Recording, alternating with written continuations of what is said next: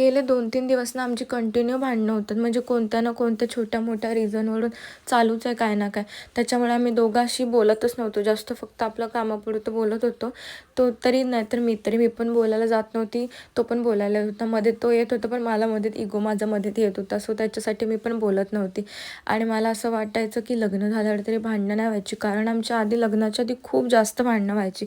पण भांडणं होऊन तरी पण आमचं रिलेशन इतक्या वर्ष राहिलं आणि फायनली आमचं लग्न पण झालं. आणि लग्नाच्या नंतरही भांडणं सगळ्यांचीच होतात, भांडायला लागतंच. पण बोलायला आम्ही असं म्हणजे यावेळेला असं झालं की बोलायला मी जातच नव्हती बिलकुल पण. काय झालेलं मला काय माहिती. त्याच्यानंतर मग करमत नाही एकमेकांना दोघांशिवाय, सो ते तर सगळ्यांनाच माहीत आहे.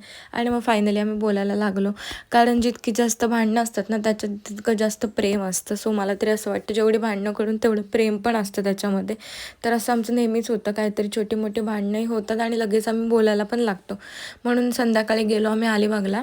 त्याच्यानंतर मी गरम गरम मस्तपैकी चाय वगैरे पिला आणि बीचवरती, कारण हा डोंगर चढून उतरायला मला खूप कंटाळा येतो दगडांचा.